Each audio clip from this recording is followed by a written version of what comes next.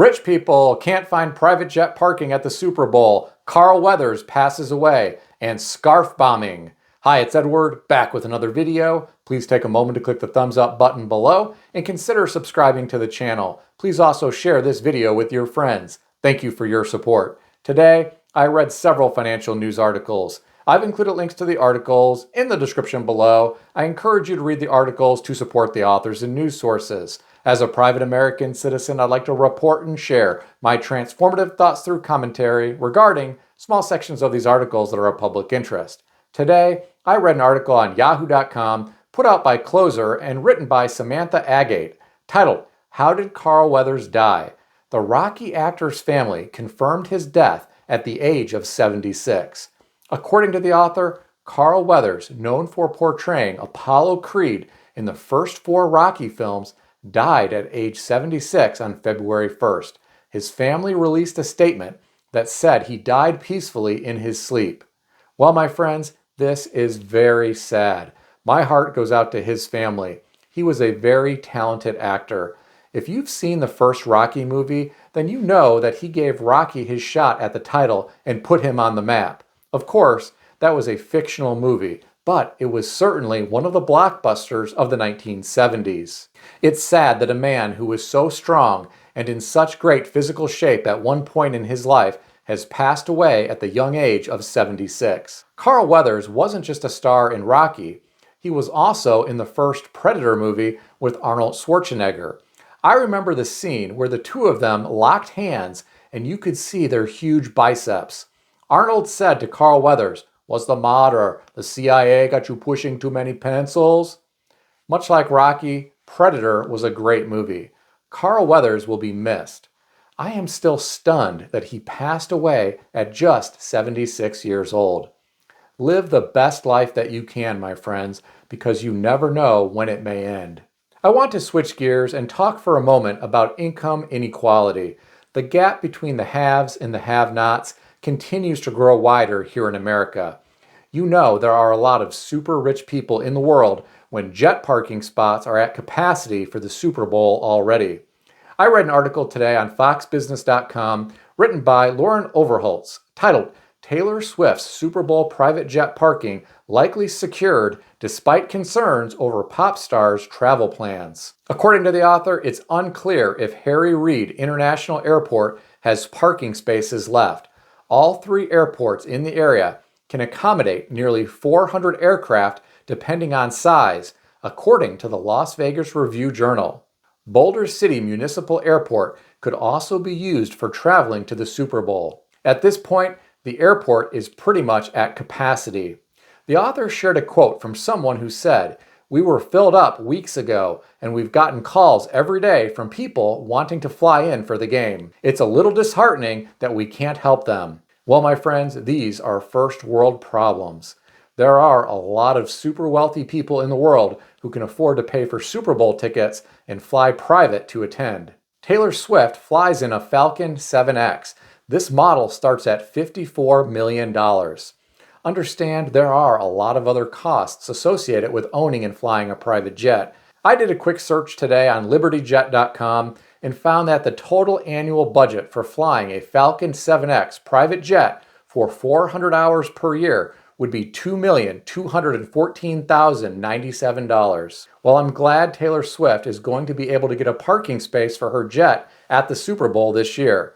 I'm sure her fans will be happy to see her there. I will say it is nice that she is doing her part to help humanity with philanthropy. For example, she gave $1 million to the Community Foundation of Middle Tennessee back in 2023 after tornadoes struck there. The super rich are not just flying around in private jets. I read an article today on Yahoo Finance put out by CNN and written by Peter Valdez de Pina titled, "The Super Rich Are Buying More Ultra-Customized Rolls-Royces and Lamborghinis." According to the author, Lamborghini sold more than 10,000 vehicles last year for the first time ever, and Ferrari had a more than 17% increase in revenue. As a result, extreme levels of personal customization have become the norm in this niche of the auto industry.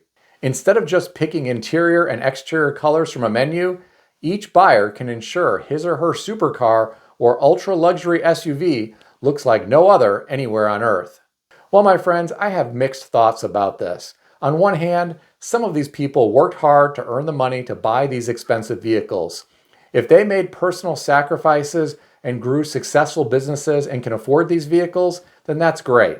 On the other hand, I almost feel like something is really out of balance in the world when having a Lamborghini or Ferrari isn't good enough.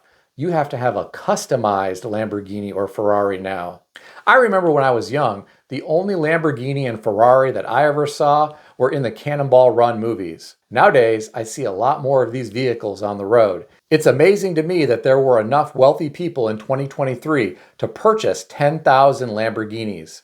The rise in asset prices has really benefited a lot of people around the world in recent years, while inflation has made life extremely difficult for those who rely on only a paycheck to survive.